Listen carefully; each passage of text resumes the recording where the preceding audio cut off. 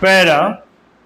अब सूचना और रेडियो के संबंध में मैं कहूँगा कि सूचना और रेडियो इन दोनों विषयों पर मंत्रालय ने मुझे पूरे पूरे ब्यौरे दिए हैं, जिनमें अनेक विशेष बातें हैं।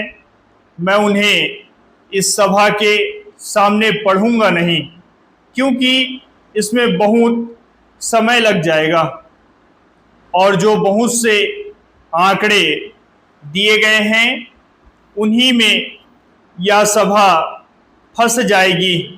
लेकिन इस सभा को उन ब्यौरों को जानना अवश्य चाहिए और मैं मंत्रालय को सुझाव दूंगा कि वह उन्हें इस सभा के सामने और जनता के सामने उचित रूप में रखे, जिससे कि वह समझ सके कि क्या हो रहा है।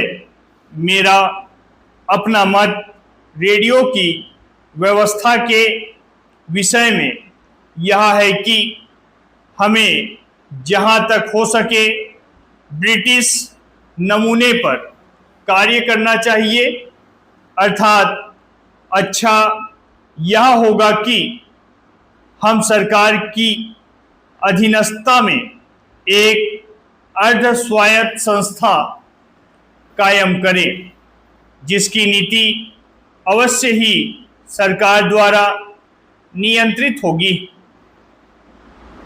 लेकिन जो अन्यथा सरकारी विभाग के रूप में नहीं बल्कि एक अर्ध स्वायत्त संस्था के रूप में चलाई जाएगी, मैं यह नहीं सोचता कि ऐसा करना तत्काल संभव होगा। मैंने इस सभा से केवल इसकी चर्चा की है। मेरा ख्याल है कि हमारा उद्देश्य यही होना चाहिए, चाहे हमारे सम्मुख बहुत सी कठिनाइयाँ क्यों ना हो। वास्तव में बहुत से मामलों में हमारा उद्देश्य इस तरह की अर्ध स्वायत्त संस्थाओं की स्थापना होना चाहिए, जिनमें नीति तथा अन्य बातों का नियंत्रण दूर से सरकार के हाथों में हो, लेकिन सरकार या सरकारी विभाग हमारे कार्यक्रमों में हस्तक्षेप न करें। लेकिन यह तात्कालिक प्रश्न नहीं है।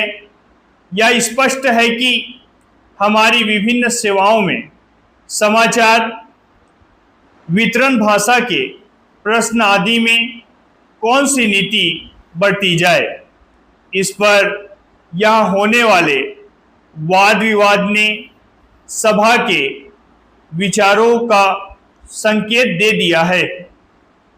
लेकिन इनका फल तभी निकलेगा जब समितियों आदि द्वारा इस तरह के वाद विवाद शास्त्रीय स्तर पर नहीं, फिर भी पूरे ज्ञान के साथ बराबर ध्यानपूर्वक होते रहें। कटौती के प्रस्तावों के संबंध में किए गए भाषणों द्वारा इस विषय पर ठीक ठीक विचार हो सकना वास्तव में असंभव है। मुझे एक माननीय सदस्य से यह जानकर खेद है कि कुछ प्रांतों में सलाहकार समितियां ठीक ठीक नहीं चल रही है। मैंने समझा था कि रेडियो के संबंध में यह आवश्यक है कि ऐसी समितियां जल्द जल्द काम करती रहे, उनसे सलाह ली जाए और उन्हें बताया जाए कि क्या हो रहा है।